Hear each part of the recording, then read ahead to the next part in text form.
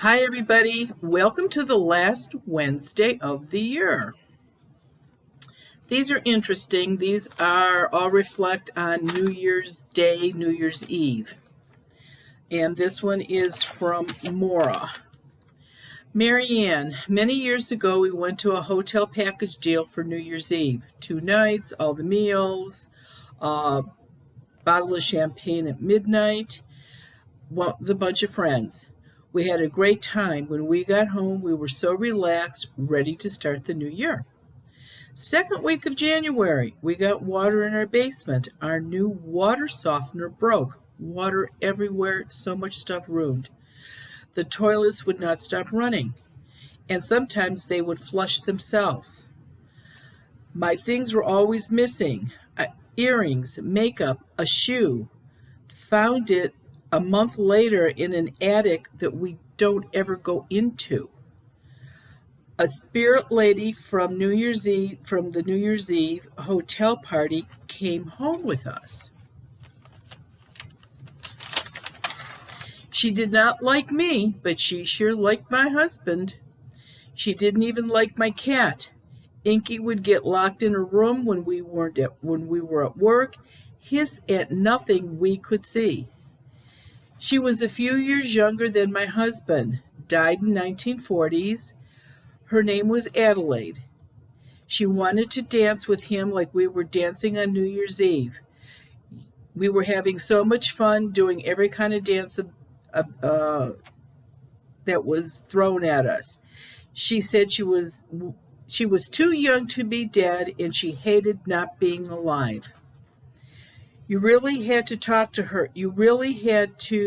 No. How do I know this? Well, we called you. You came out on a very snowy day, gave us all this information.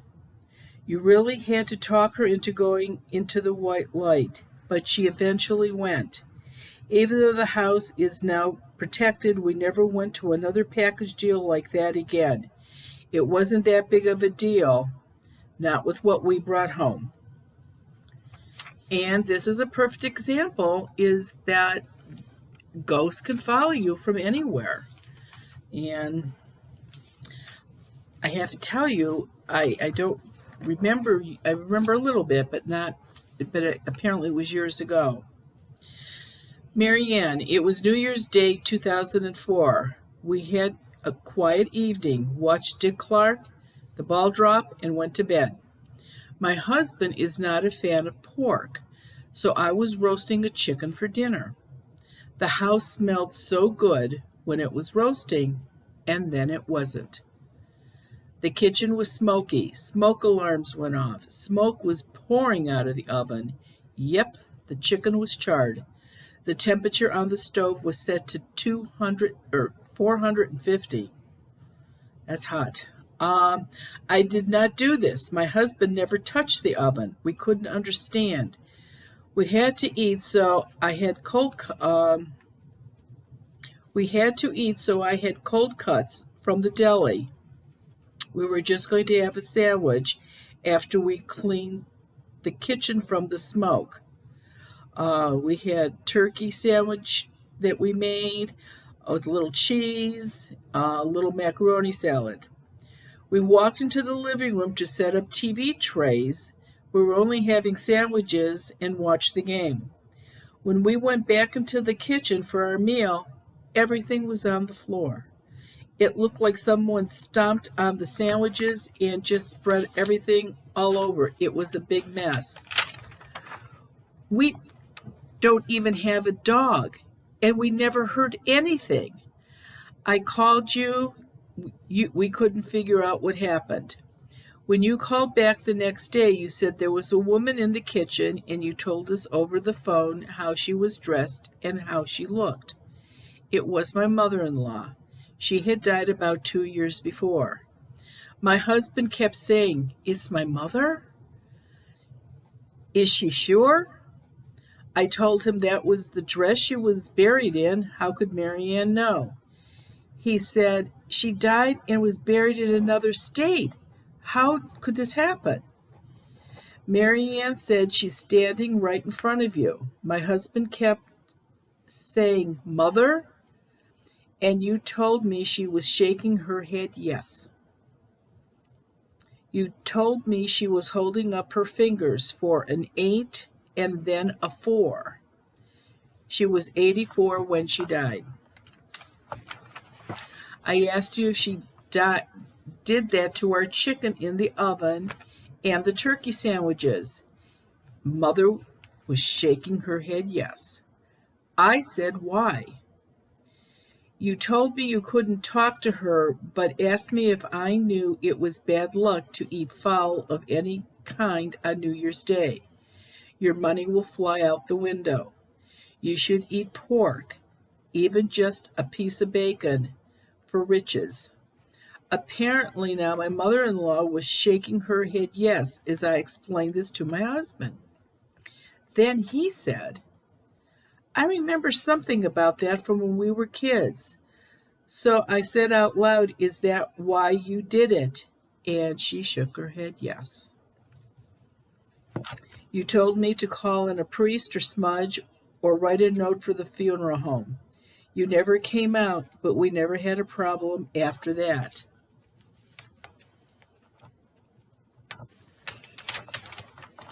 Never ate fowl on New Year's Day again. Bacon is great. You had asked if we even ever dreamt of Mother. Neither of us had a dream of her. We both have dreamt of my husband's father. You explained if you have a dream, they're in heaven. About 9 months later, September or October, my husband had a dream of his mother. Thanks for all you do, Elizabeth and Jack. That is something that truly you really should not eat any kind of fowl on New Year's Day for a meal. That's why everybody talks about having pork. If you don't like pork, at least have a piece of bacon, a bite of bacon, just something. Eggs are okay, but you can't eat the meat from a fowl. So that means chicken, duck, goose, anything like that. So just one day, don't eat it. Hi, Marianne. We still hang out with the people we graduated with from high school.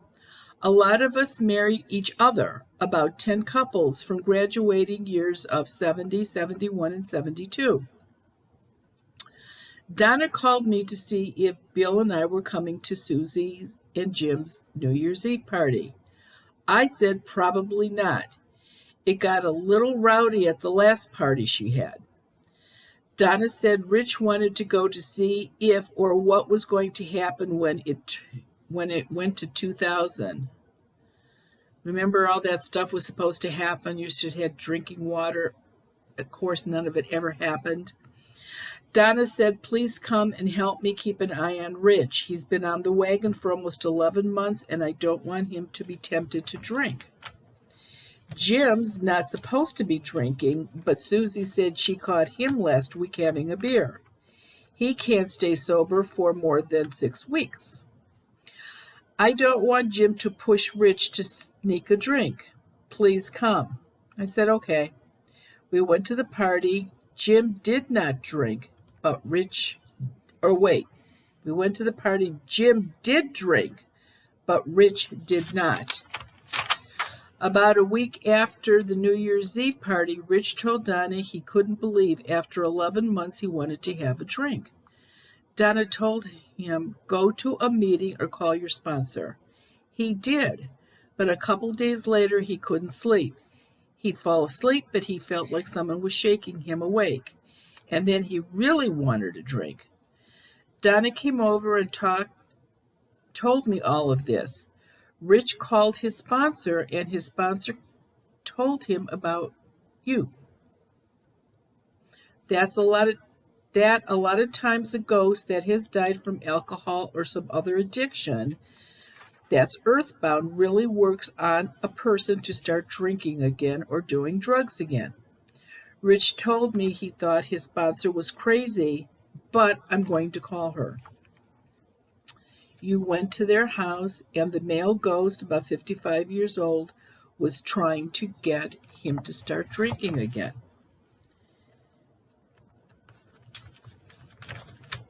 This lady likes to write. Donna asked how long has he been in their house. He said since New Year's Eve. Came home after the party over at Susie and Jim's. They asked, why were you at the party? He said, Jim would never stay sober. I've been hanging out with him for a month, and that's why he always falls off the wagon.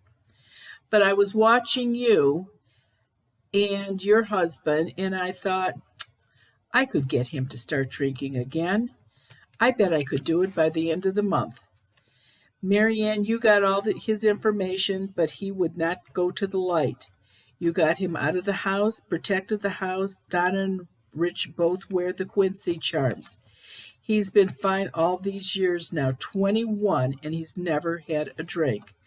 Donna also bought Jim a Quincy charm. He said no way he would wear it. That was bull. So, after the next time Susie caught him drinking, she said, wear the charm or I'm gone. He crabbed about it, but wore the charm, and he hasn't drank now in almost 20 years. Donna didn't want to write you, but I like to write. I see that. And she said, okay, thanks, Marianne, for helping my friends. That is so not uncommon, where somebody that died of some kind of an addiction and is earthbound really tries to convince somebody that is trying to break the habit of falling backwards. It's amazing.